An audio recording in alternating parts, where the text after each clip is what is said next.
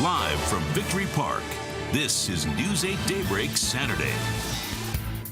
A bright burst of joyful energy. A bright light gone too soon. This morning, we mourn and remember Daybreak's favorite foodie, Stacy Fawcett. Then you throw a couple of these on there, poof, and you're done. The tragedy of her death, a violent murder-suicide at the hands of her own son. Her other son killed as well. We share Stacy's long and private fight to get her son help and raise awareness about traumatic brain injuries. He had just completely mentally dwindled away. We share our grief as hundreds of viewers share too, saying they don't know how Saturday mornings will be the same. And we'll share Stacy's final recipe she wanted to share with you.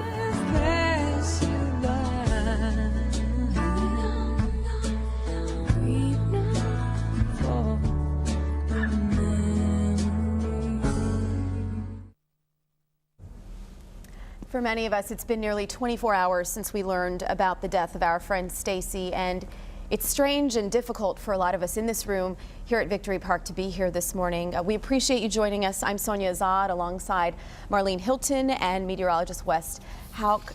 We are going to pay a tribute to Stacy this morning throughout the show. You told me before that you guys would be in the parking lot at school together. We and saw each other in carpool line. Yeah, Plano exactly. West. So very similar situation. So we love her, and we're actually going to toss things over to our producer Anne Marie. She's got a few heartwarming stories as well for us. Hi, yes, I'm standing because it's this is not the usual show.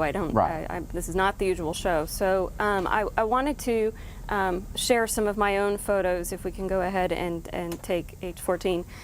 That was the first time that I ever hung out with Stacy outside of control room and studio, and so I wanted to share that picture. And then the next one, my dad came to visit the studio, and Stacy took a selfie, and I posted it and tagged her, and all of our friends were like, "Who's that hot blonde with your dad?" So that's kind of funny. But I also wanted to share some things that some of our former Daybreak friends, Carla Wade, she posted something last night, if you see there, acknowledging how maybe difficult it was the last few months of her time here at WFAA, but really cherished those Saturday mornings. And also, before Carla was in our anchor chair, we had Sean Gables, and Sean Gables is also feeling a lot of that pain. At this point, what I want to do is actually, if we can, go ahead and toss it back to Sonia, because we are running out of time, and we have a GoFundMe page that she needs to talk about. Great. Thank you, Anne-Marie. Thanks, guys. Okay, Stacy's brother actually set up a GoFundMe account for her, and both of her sons as well. You can find a link to that page, and of course our continuing coverage on this story by going to the homepage of our website, which is WFAA.com.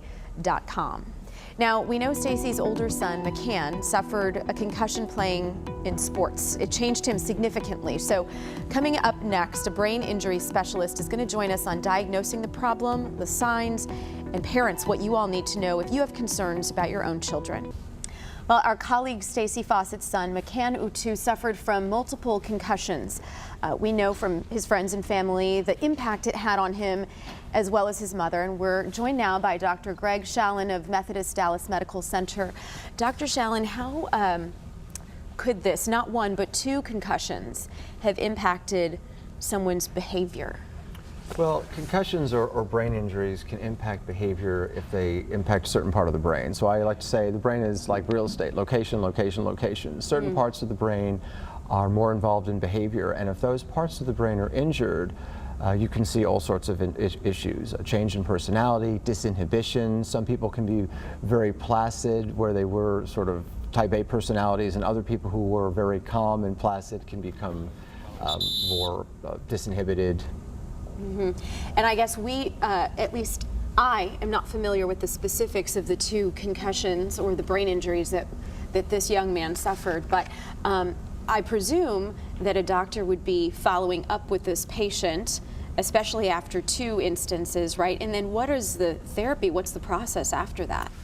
Well, after the damage has been done, it's mostly about symptom control. There's different ways that things like this can be handled. There's cognitive therapy, there are medications if necessary, but those more treat the symptoms than the actual problem. And once the brain is damaged, there can be healing, but the healing is often limited, and so then you're left with whatever symptoms, kind of like a stroke.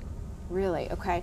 And then are there warning signs? I don't know if there are parents watching whose children may have experienced a concussion or two playing sports. Are there anything that they should be looking out for or paying more attention to? Not really. Generally speaking, when someone has a brain injury, you'll see the symptoms pretty quickly. A lot of times they'll worsen in a very severe situation. Sometimes they'll improve, and then you're left with whatever deficit you have. So it's helpful to think of it like a stroke because it's damage to the brain just by a different mechanism. And so if there's behavioral issues, that's something sometimes has warnings, sometimes doesn't. Right. Dr. Shallon, thank you for joining us this morning and helping us to really understand this a little bit better. We appreciate your time.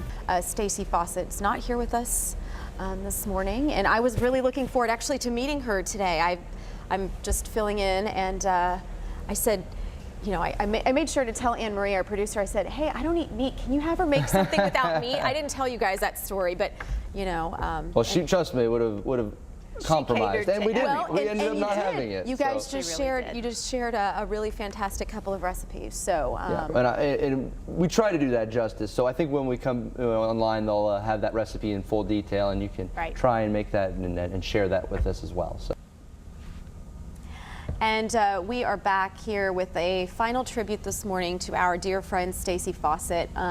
She spent so many Saturday mornings here with both of you. You know, I got to thinking about it, and Stacy worked every Saturday that she was given. I don't think in the time that I've been here, it's been nearly a year, the only time she wasn't here was during severe weather. Huh. Yeah. That was it. One time she was called and said, we got too much weather, stay home, and she was like, aw. I know, I know. She even contemplated on how could I do it at Young Street a couple times. Yeah. So another memory I have of Stacy is she got, you know, on TV you get good comments and bad comments, and she got some negative comments one time, and I was afraid that, you know, her feelings would be hurt, and I was like, it's okay, don't worry about it. She goes, you know, I can't make everyone love me. Exactly. That's just how she said it. That's, you know, that's a good attitude, and she was clearly a dedicated mother, dedicated to all of you out there who are showing such an outpouring of support on Twitter and Facebook, and you two did a nice job with the final recipe that she left. A taste test in a minute. I'm going to taste test each of these. It's healthy. Don't mind the butter. And tell we won't talk about that part, and tell you which of you did the best job. Okay, deal. Sounds good to me. Obviously, I didn't follow directions because I didn't have the pan. That's the pan you're supposed to make it in, the one Wes did. Mine, I didn't have that pan, so. Do it right if you're going to do it at home for Stacy. Well, and I think we're going to leave everyone here today with a final memory of Stacy, and we appreciate you being here and being part of her life as well.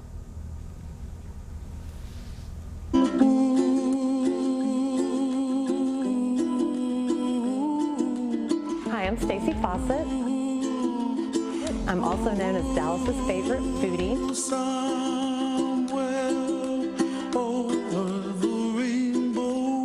And then to kick up the spice, you can add as much sriracha sauce as you like. And the dreams that you dream of once in a lullaby.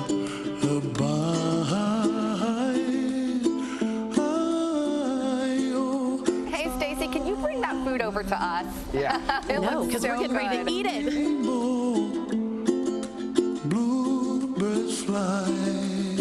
So are you guys ready to taste, and so I can talk about this awesome bonus recipe? That you dream of, dreams really do come true. Ooh, someday you wish upon a star, wake up where the clouds are far behind. Be where trouble melts like lemon drops, high above the chimney top, that's where.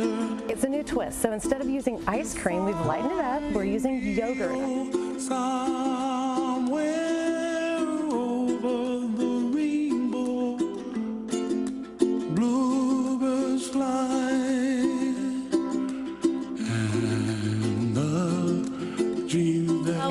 guys. People at home feel like. Miss you Tuesdays. Yes. You too. Can't